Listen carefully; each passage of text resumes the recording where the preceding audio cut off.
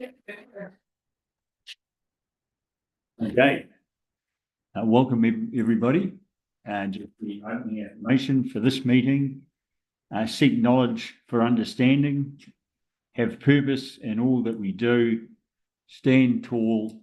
Be strong. And let us show respect for each other.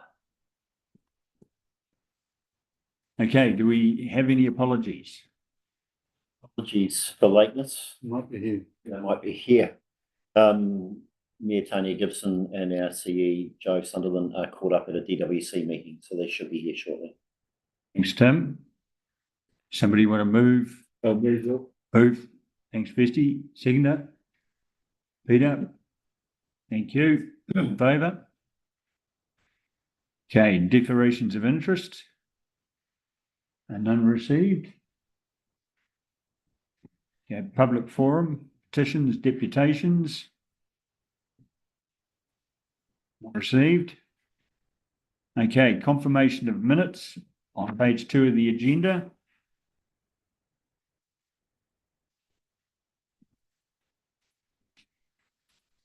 So, have a recommendation confirmed that the minutes of the Greymouth Rating District Joint Committee meeting held on the 19th of February 2025 are a true and correct record. We have a mover. Fishy, thanks. Seconder. Thanks, Alan. All in favour? Okay. Action list. Is there anything from the action list? Page 14. Thanks, Tom.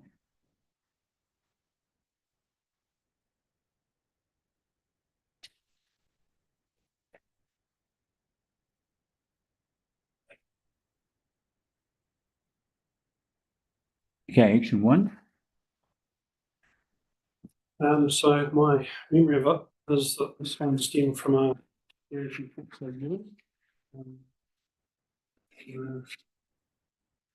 come up, I think, before my time, but the committee was requesting clarification on voting rights within joint committee meetings. Did you want to speak to that quickly? Yeah, I think it's been resolved. Down to page 15. Yeah. It's been resolved. It's the voting rights are just for elected members.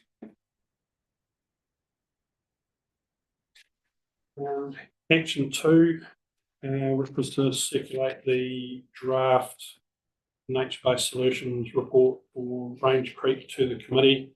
That feasibility study is now being complete, and the committee members will find that study in their meeting pack. Here, and I'll speak to that further on item 8.2. Item 3, that's complete. The terms of reference, the last remaining items there to clarify were sorted out, and both agencies signed the terms of reference in September. And just drawing the committee's attention to the fact that I think at an operational level, there's some discussion about perhaps putting a MOU together to clarify some of the finer operational detail between the agencies, particularly around the training. Item 4, that's complete. Item 5, Just wondering, is there an update on the implications of this link? I understand you issued an abatement notice to the dump operator. And I understand that abatement notice that's been resolved. So there's all good there. I understand from GM policy. Okay. Just with that, for further to what Councillor Moore there, did all councillors get a copy of that? Correct? That report? Seen that in my email, but it may not have been forwarded to me.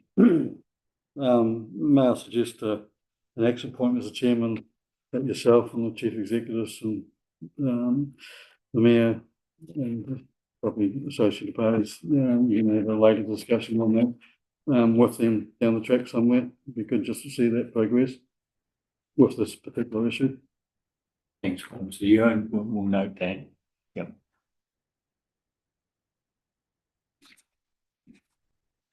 Thank you both. Item 5, apologies to council and numerous actions within area items, so we're on underway at the moment.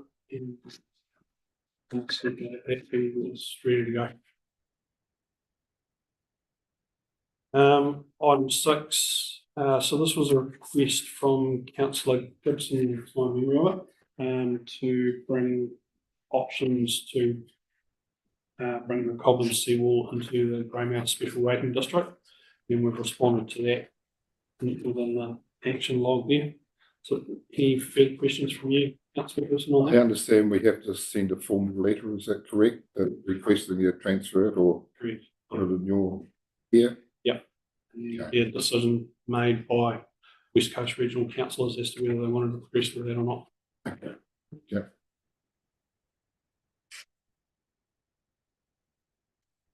So that's on the original. Thanks, Tom. The recommendation is that we receive the report and the information noted. Do I have a mover? Thanks, Tim. Seconder. Thanks, Peter. All in favour? Carried. Okay, Chair's report, verbal update. As this is my first rating district meeting, don't have a lot to report, but I'm looking forward to the rest of this meeting and learning a bit more about the Greymouth Joint Rating Committee, District Joint Committee. So hopefully next time I've got a bit more to report. So recommendation, it is recommended that the committee resolves to receive the chair's report as limited as it was. Somebody move that? Yeah. Thanks, Alan. Seconder. Thanks, Tim. Okay, all in favour? Motion carried. Alrighty, reports. Induction briefing to new members of Greymouth District Rating Joint Committee on page 18. Do we have to into that? Tom? Mr. Chair. Thank you.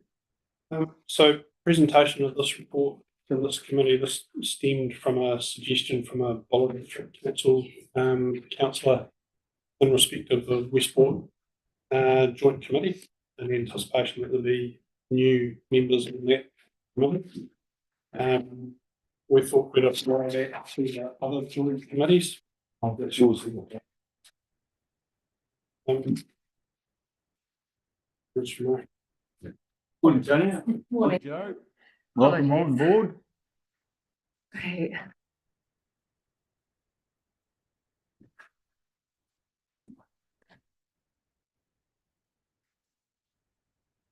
Mayor Gibson and see you again. We're on item 8.1, which is the first report in the agenda, which was intended as a briefing to new Greymouth Joint Committee members. The event was pretty on the uptake, so I think what I'll do is put this one up to the committee now if there's anything involved to ask about or respect to. Any matters arising?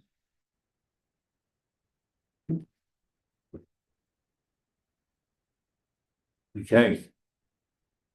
Greymouth Rating District Joint Committee Agreement on page 23. So that's an appendix to the one. Yeah. Mr. Chair, so that's for motion By the committee, okay. The recommendation is, it is recommended that the committee resolve to receive the report. Do I have a mover for that? Thanks, Alan. Thanks, Pesty. All in favour? All right. Motion carried. Okay, 8.2. IRG shovel ready projects, Greymouth stages 1 and 2 from page 31. This you again, Tom? I see Scott Hall from Anovo's joined us. Right, so I want to talk to this one, Scott. So, Mr. Chair, for your benefit, this is the project that we've not long completed or close to completed on the 2 of the 5 stages for that to the new water service on that's been Oh, great. it was initiated around about 2020. Just finished it off in recent months. So I'll hand over to you, Scott, if you like. Yeah, thank you. Welcome to the new members of the Joint Committee. So we've been working with Tom and his team to deliver the IRG works. Particularly the focus has been on stages 1 and 3. I did note there was a slight typo in our report, but stage 1 from Johnson Street to Preston's Road, and it should be stage 3 is Preston's Road round to Anzac Park. We've completed the uplift of those works. However, the only piece that is remaining to be completed is a small section along at Preston's Road where WMS are looking to take a lease on the 2 parcels of land. I understand that they're currently negotiating with Grey District Council with regards to that lease, and we've been working with them to look at the alignment or realigning the bank in that particular section. So we've done some additional investigations with regards to the bank around the new sort of footings for that particular area, and sort of waiting the final negotiations in that section before we would go ahead and complete those works. Or the remaining of the works is all complete. Did you want to add to that, Tom?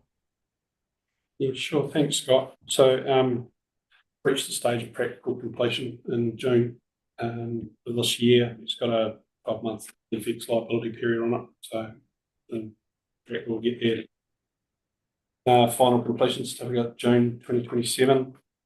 Scott's touched on the work we're doing with WMS around the realignment there.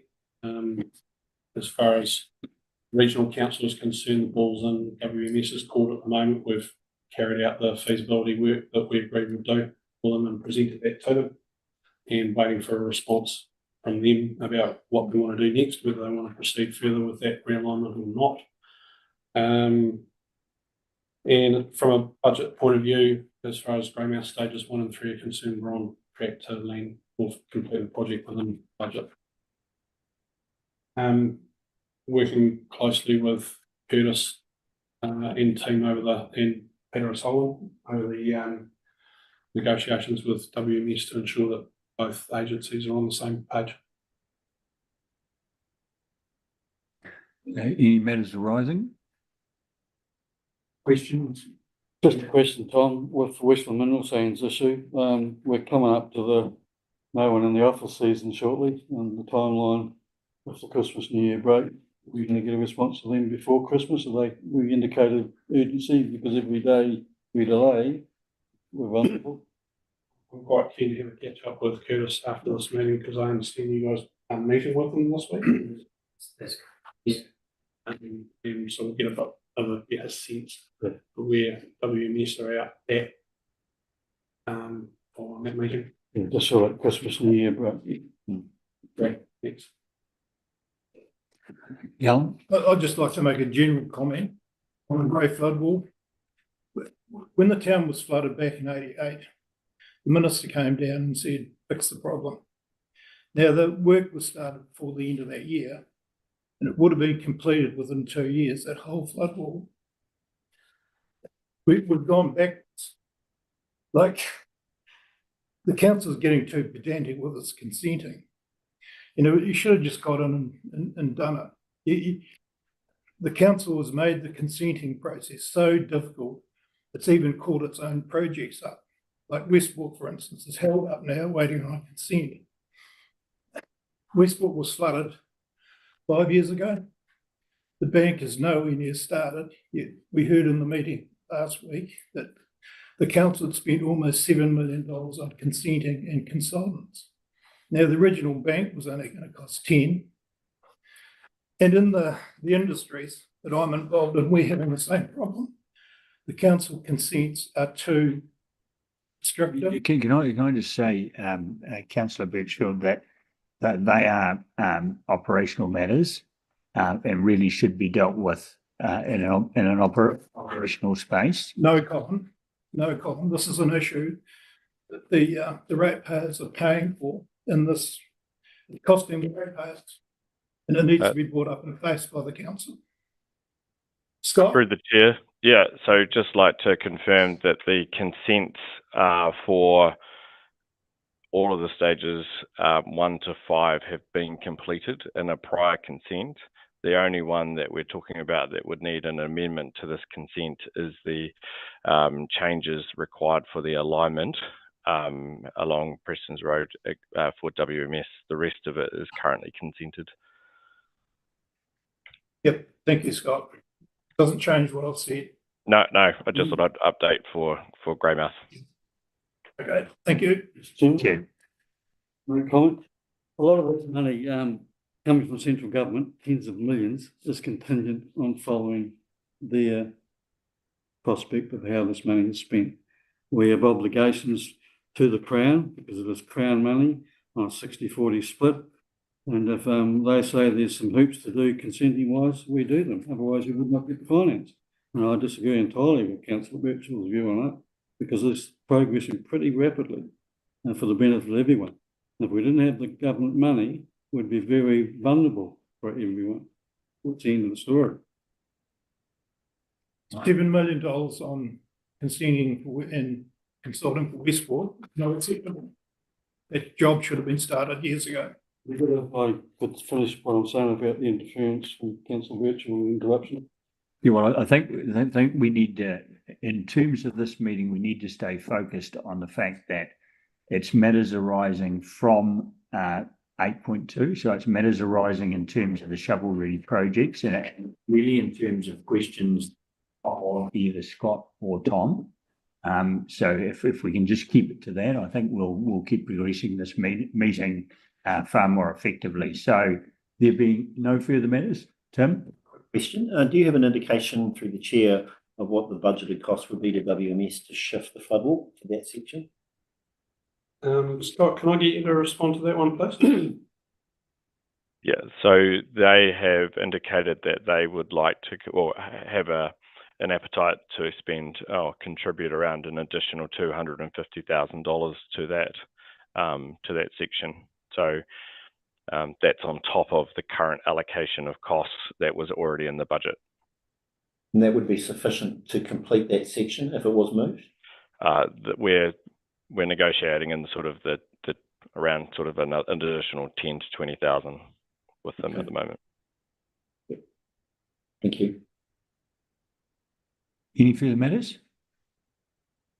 Okay, the recommendation is, it is recommended that the committee resolve to receive the report. Do I have a mover for that? Thanks, Peter. Seconder. Tim, are you seconding? Okay. All in favour? All right. Motion carried. 8.3, RIF flood resilience projects, Greymouth stages 2, 4 and 5, and stop logs, page 34. Tom, back to you. Thank you, Mr. Chair. I'll let Scott speak to this one, being the author, but just briefly, this is a follow-up report from items input for today's agenda.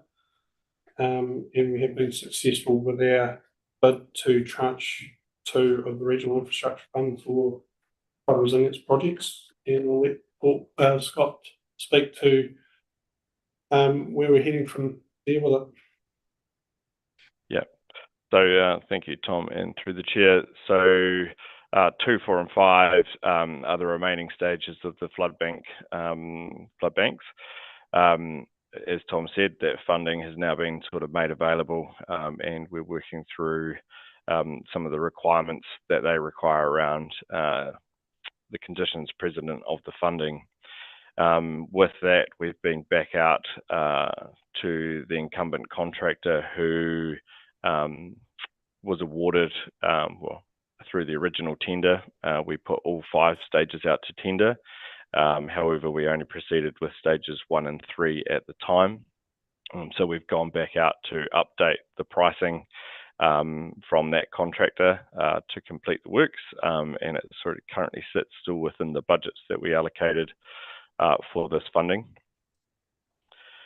So this funding is slightly different to the IRG funding in the 60-40 split, and is required for the work to be done up front, and then the money would be then drawn down from Kanoa.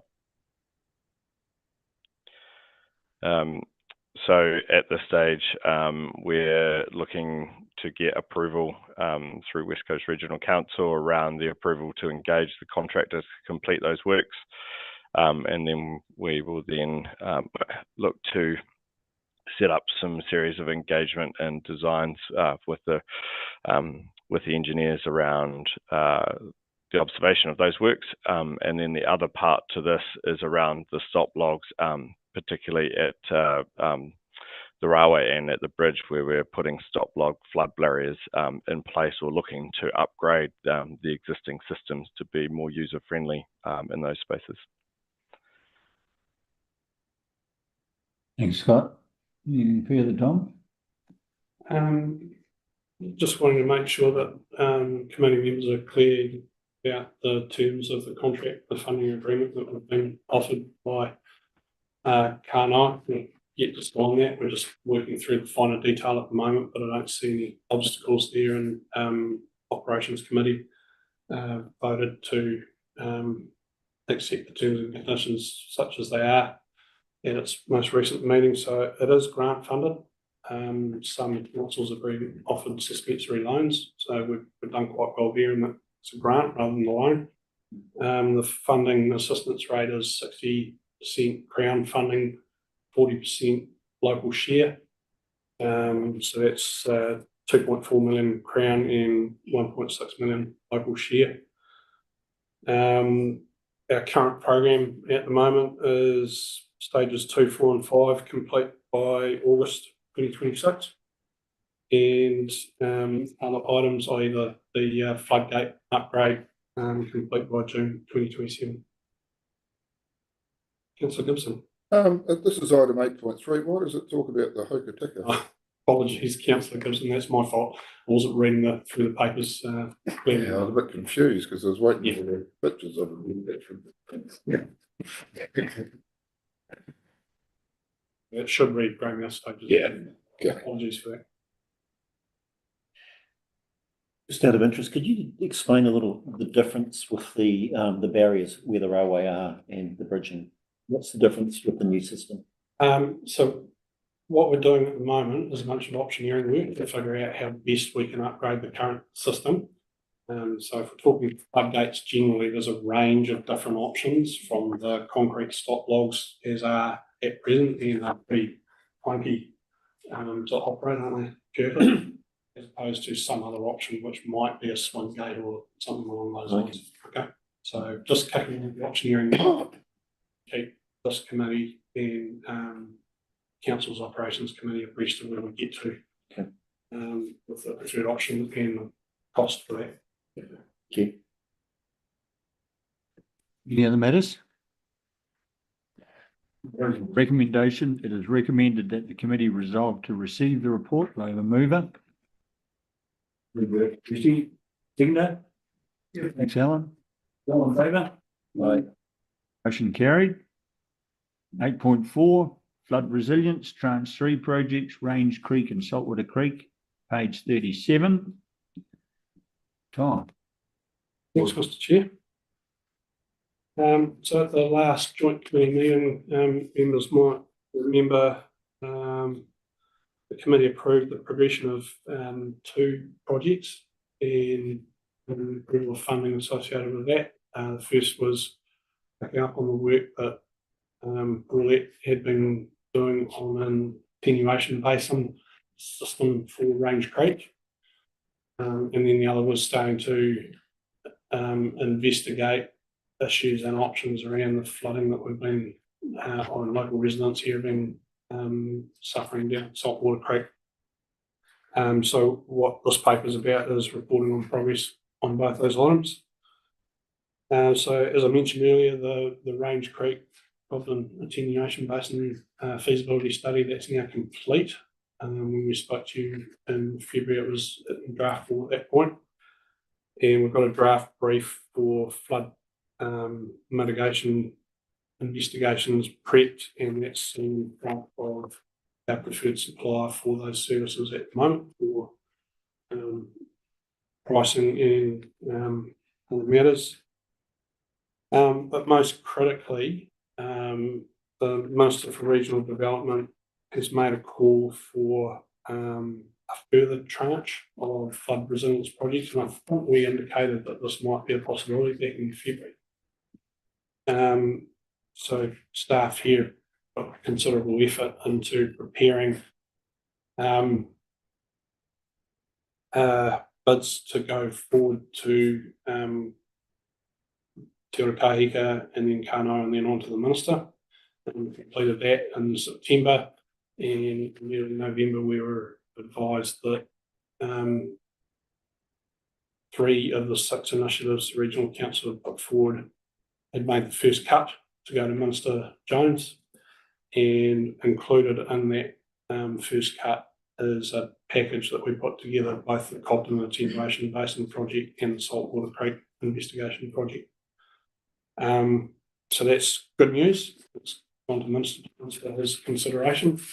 I can't guarantee that that fund is actually going to happen, and I can't guarantee that if it does happen, then we'll be successful with it, but it's a good bit of progress for us. Is it a shared fund, Tom, or is it total? Are they going to pay the whole lot, or is it shared? We don't know what the funding assistance rate will be, but I think we're assuming it'll be the same at 60-40.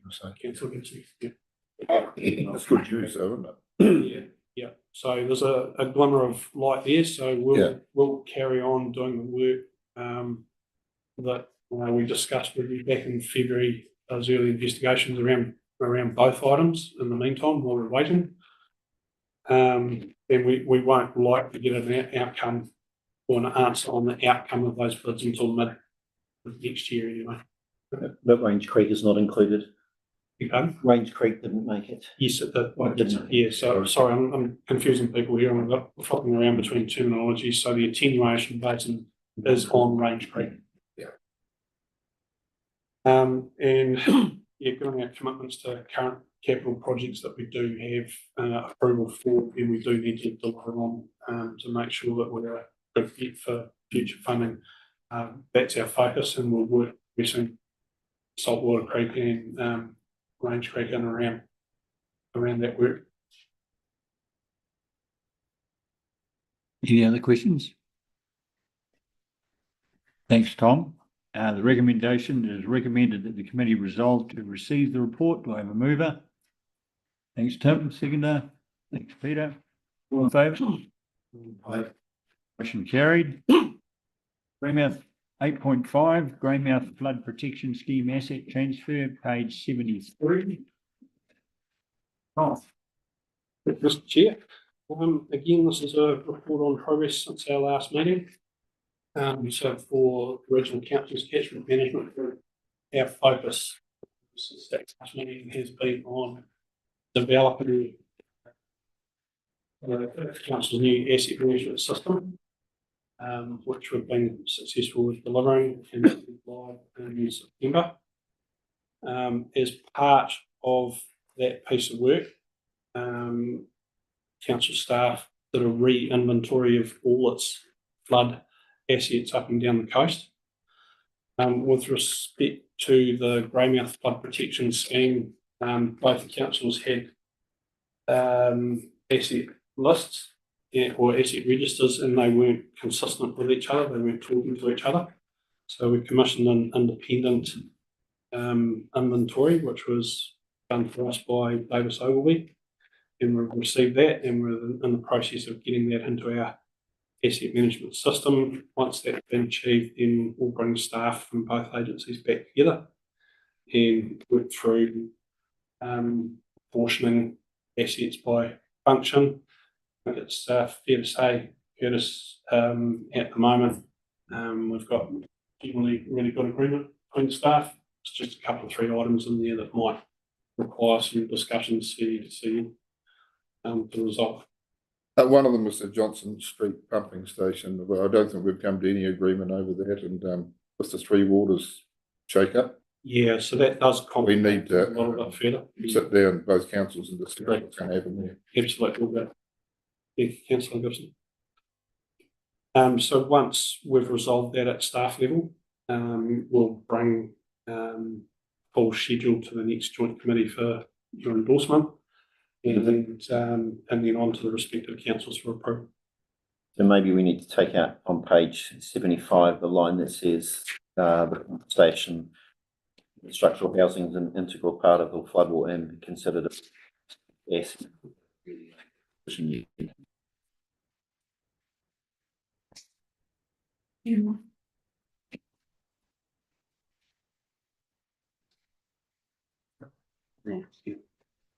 Point taken. Thanks, Councillor Moore. May well end up, but I think it's just preempting the discussion. I think we need to have the discussion first. I think it's a very involved thing, that pump station, according to the information we've been told. So it needs a really good discussion. Any other matters? Okay, recommendation is received that the committee resolved to receive the report, obviously subject to the amendment that's been raised. 2, endorse West Coast Regional Council recommendations for ownership principles to be adopted and applied in completing a full inventory of Greymouth floodwall assets and apportioning ownership to either West Coast Regional Council or Grey District Council ahead of the intended formal transfer of assets. Do I have a mover? Thanks, Chrissy. Seconder? Thanks, Tim. All in favour? Motion carried. 8.6, Greymouth Rating District Financial Statement, 2025, page 77. Thanks, Mr. Chair. Mr. Fitzgerald, speak to that. Thank you, to the Chair. I'll take the report as being read. Just a couple of things from the prior year. We've actually gone back and separated out the maintenance financials from the loan financials, just because the prudent reserve for the loan financials is quite substantial. And it sort of gives a more accurate picture of where the yearly maintenance costs and additional loan costs are placed. For the maintenance financials, the total revenue was 196k, less expenses of 85,000. Capital expenditure was 4,000. This resulted in a prudent reserve from 214 to 321,000. For the Greymouth loan financials, there was significant analysis done in the prior year from 2011, and this meant that the rate set to service a loan should have applied to the loan, first to pay the interest, and then the remainder should have applied to the loan repayment. When this approach was taken, there was no loan reserve. The rates collected since 2011 have been in the purpose of servicing the loan for Greymouth, and the balance of the loan reserve at 2025 is 484k in credit. And this is due to the full amount of rates collected not being applied to the loan repayments. So it's recommended that the balance of the loan now be applied to the loan repayment. So that would reduce your overall loan from 1.4 to just over 1 million. So obviously, is there any questions? What is that, James? Or is it they didn't collect the money and take it off the loan? It was just due to when we went back and had a look at that, we weren't 100% sure that it's just something that we'd found out was a transaction that applied it incorrectly as a credit to the loan instead of putting it against the loan directly. So it just gone to the reserve. Paying off the loan, It would be. It's what we're proposing to do now to reduce the interest liability on the rating district. Excuse me, so the Greymouth line for grey flood walls down to 1 million. It's what, sorry? Down to 1 million. It would be down to 1 million if we applied what the credit sitting in the reserve is at the moment. Yeah. That's really good. Yeah. It's not being that value almost paid off. It's really, really good. There's still a prudent reserve. Yeah. Yeah. Through the chair, would like to try and keep the loan prudent reserves to a minimum. Like they should always be offsetting the loans. They shouldn't actually have that they've got.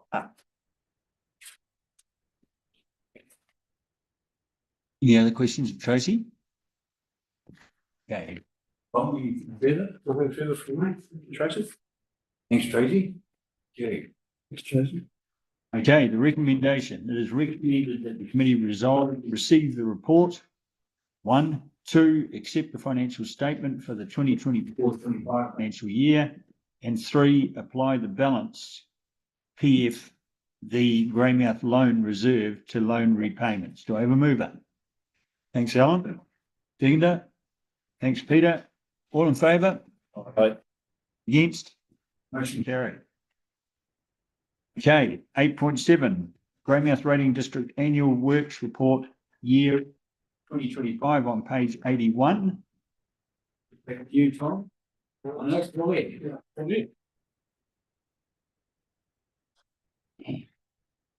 Right. Annual works report. So this works report outlines summary of work undertaken as part of the Greymouth Rating District's annual work program from 24-25 financial year, including any maintenance. Details scheduled work for the 25-26 financial year and proposes work required for the 26-27 financial year. So before we get on to the recommendation, go through the maintenance work. So every year we do a trial opening of the Cobden Cut. That was in February 2025. We also opened up the New River and Saltwater River mouth, and we did some weed spraying at Coal Creek. Consultancy work, we're carrying on with the Range Creek project, some additional work on the landscape design report is related to the attenuation basin, and same with the construction plan and additional modelling services. So the photos there of the work we did with the mulcher, the little mulcher attachment on a figure before and after at Coal Creek. And we also did a repair of the knife gate at the Cut. It's a very high energy environment there, and it's a couple of the guides were damaged. So that's those photos there. So as a result of the infection in August 2025, the following works were identified. So we'll continue with spraying and removal of vegetation from the flood wall. So that we've engaged some people to do that at an appropriate time when the weather permits. The upgrade of the Range Creek floodgate is ongoing. Is the annual Cobden Cut trial, and the allowed for unforeseen works. Following the production of this report, we were notified of some erosion at Coal Creek by the Fulton Hogan Yard at Sids Road, and that it is quite a difficult place to get to. It's also got very steep better slope, and the extent of the erosion means that we're likely to use up all of those 100,000.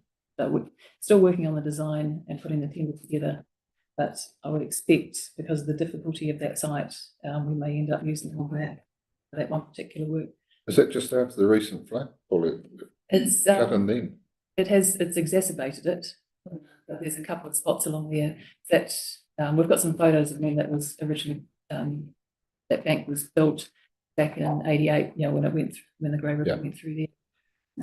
So it hasn't really had any other work done since then. So it's done well, but it's getting old.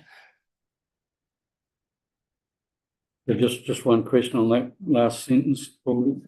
So this repair is where the river broke through in '88 when it went run amok in the yard there and everything.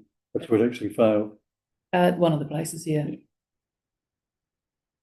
Things have like the topography's changed quite a bit since then.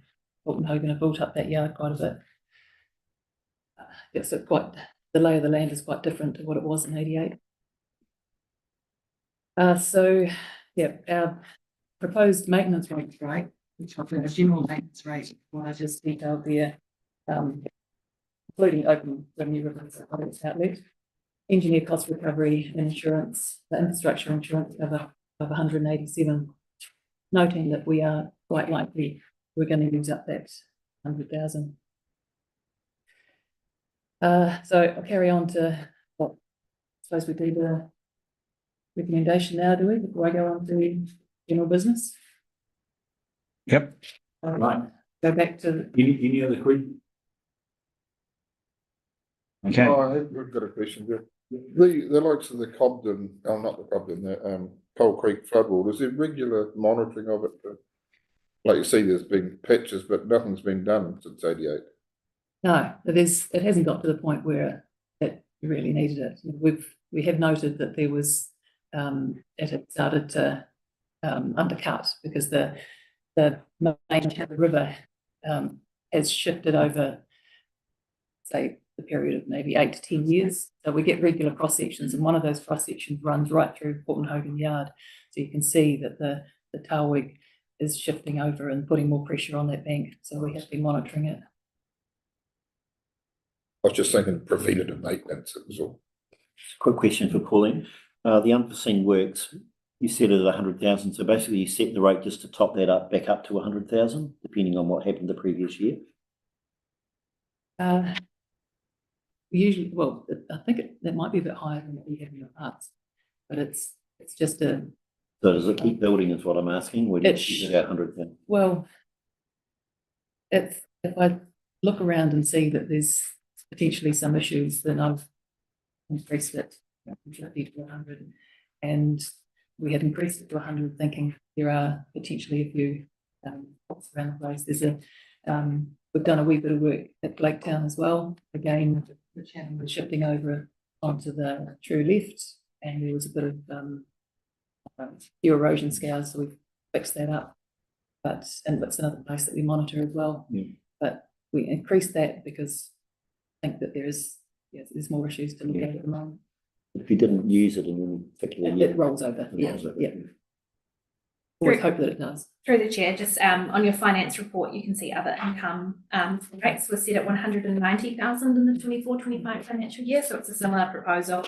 And what Paulette is proposing is that the 100K will likely be used for coal. If other work needs to occur, then you do have a prudent reserve sitting there of 321, and that is available for use as well. But you could consider setting more if you wanted to continue building your prudent reserve, which it hasn't met the minimum standard in the asset management plan for what we think would be the right prudent reserve of this rating district. Do you think it should be higher? How much higher? In the asset management plan, I would say for the value of your asset being 27 million. Yeah, because the value's changed, we haven't reset what the prudent reserve should It'd be. be at least around the 500,000. It might be worth it at our next meeting if you could bring a recommendation. I think I'd like to see a recommendation as to what an appropriate prudent reserve would be for that asset. Yeah, they're usually in the asset management plans, but because this one is, we will have them there. Yep. The insurance cover, we've got it now. Yeah, has the council made a decision whether it's going to insure this bank or not?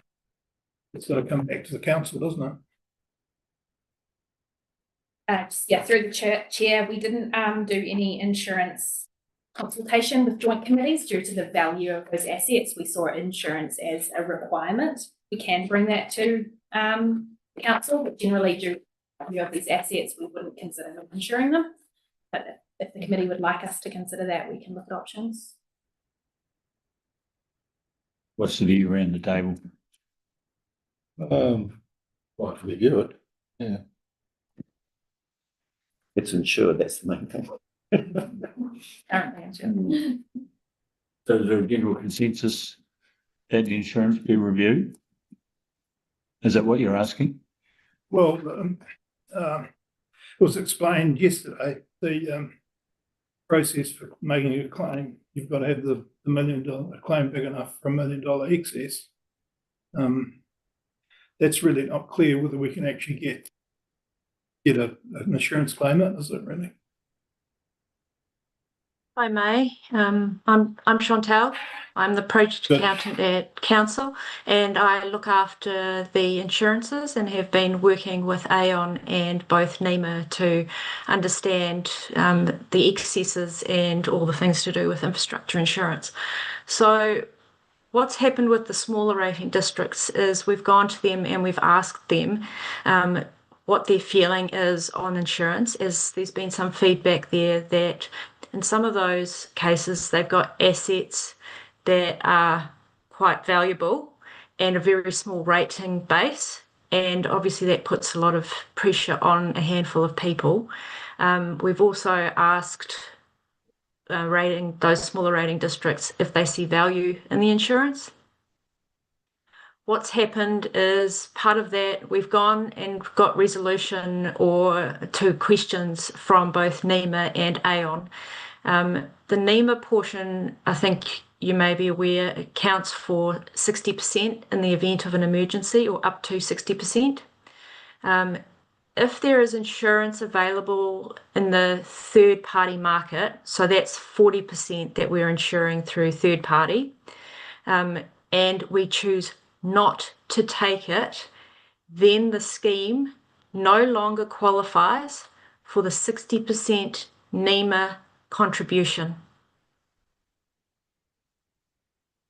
So is it clear what I'm saying here? No more. Yep. You have to have insurance. Yeah. Exactly. So that's the crux.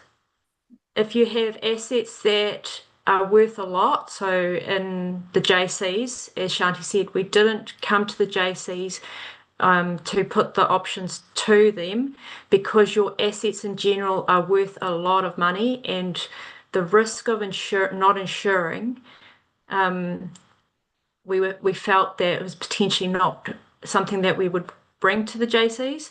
But if you want us to bring it to you, we can. But the crux is, if you choose not to insure your assets, you will not receive the 60% NEMA contribution. Okay, well, that's pretty clear. So do we want to leave it at that, with that explanation? Meantime, I think so, yeah. Yeah, I'm just very, very conscious from an operational point of view that our team's really busy. Unless there's a real purpose for what we're asking, and a need for what we're asking, we don't really want to be lumping anything extra onto our operational team. So is everybody satisfied with that explanation? Insurance. How do we cover? Alan, are you satisfied? Yeah, look, it's just that yesterday, those people out of Kirramakau were asked for 19,000 for their insurance. For a lot less rating base. So that they really noticed it, and they said we're better off putting that into rock, which was a good comment. Then here Greymouth, we've got such a huge rating base, 19,000. Yeah. Thank you. I'll shut up now. Thanks, Alan. Thanks. Our provision for covering the excess. What's our provision for covering the excess if it was needed? So that's $1 million, is it? Yeah. So we have a catastrophe fund with council where we've got immediate access to that $1 million, and that's available for our use with replenishment, ideally within a 14-day cycle, and that can be through an LGFA loan at a reasonably low rate, similar to the loan that you've got now, or through the use of your prudent reserve. At the moment, you've got that 300,000, which is why generally we suggest building those prudent reserves up as high as you can get them, which would reduce the charge of the loan to cover. And also just noting that that $1 million excess can be split between multiple rating schemes if they suffer damage under the same event. Okay. So it's unlikely that you'd be stuck with a So it's done by the event. So is that a total West Coast insurance or just a grey flood? It covers all of the flood protection assets owned by the regional council. Any other questions? It's also important to note that the insurance excess for flood is 1 million, but the insurance excess for other events such as earthquake is 250K. No. Thank you. Any other questions, Dave? Okay, thanks, Chantal and Shanti. All right, so the recommendation, it is recommended that the committee resolve to, 1, receive the report, and thanks, Paulie. 2, endorse the recommended maintenance rate strike for the 26-27 financial year of 187,212, excluding GST. Wave a mover. Thanks, Alan. Seconder. Thanks, Peter. All in favour? Against? Motion carried. All right, general business. Mr. Chair, there's some general business items within the annual works report we can speak to, and then we can open up and on that general business that we want to take. Thanks, Tom. All yes. Covered off some of it before, but the weed spraying of the stock right now, like summer, do it during whitebait season. So hoping to get a wee bit done before Christmas. And as I note here that Coal Creek, the diversion at Coal Creek, and will undertake work to deepen or adjust the channel as necessary, so that sits above where the current erosion scour is. The diversion reduces the risk of undermining the riprap and erosion of the Coal Creek stop bank. And noted that the October floods had impacted the rock riprap lining along Fulton Hogan stop bank, and putting together a design and tender to repair the damage. So we're still waiting for some information to get that tender out. We're hoping to get that done this afternoon or tomorrow. And survey implementation plan. Council are progressing with the implementation of a 10-year river and coastal survey strategy, and it will establish a coordinated approach to monitoring riverbed crest and coastal profiles across the region. So we're currently in the process of engaging a suitably qualified specialist to assist with translating the strategy recommendations into a implementation program. And that suitably qualified specialist is with us today. We're going to talk with us at council today. But we do have another. Yeah.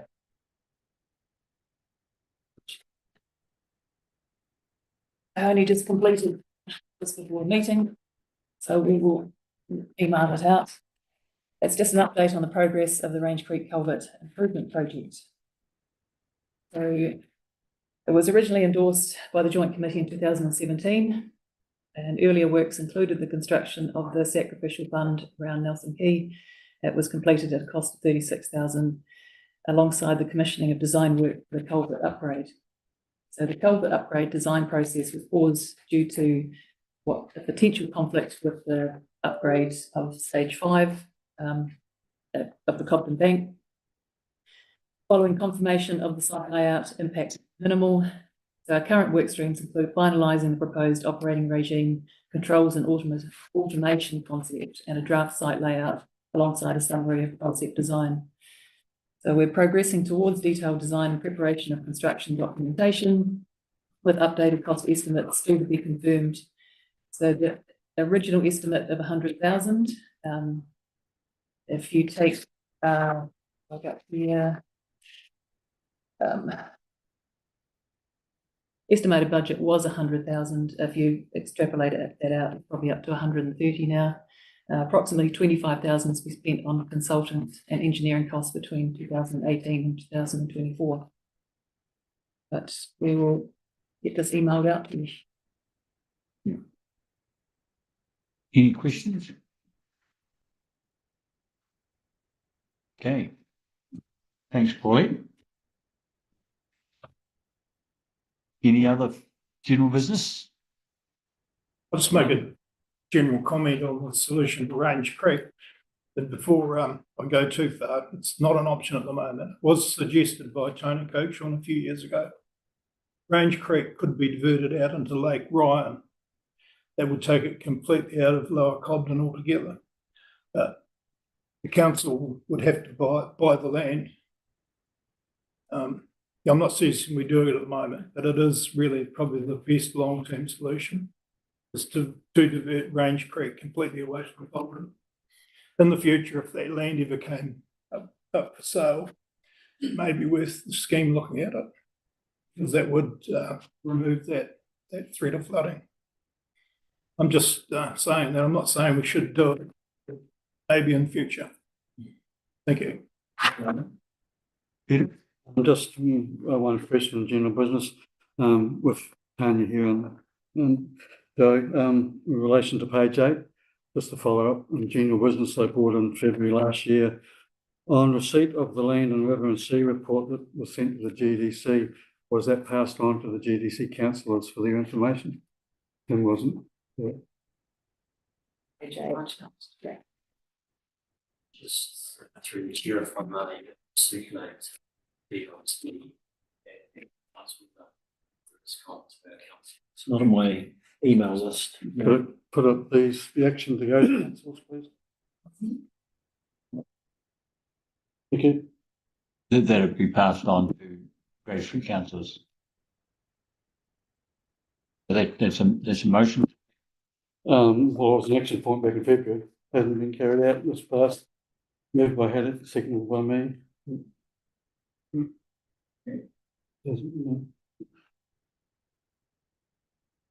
So Curtis, you'll deal with that, you'll action that, Curtis. Yeah. Right, public. Any other general business? Okay, I'll declare the meeting closed. Thanks everybody for your attendance. Yeah. Thanks, Chantal. Welcome. Bye, team.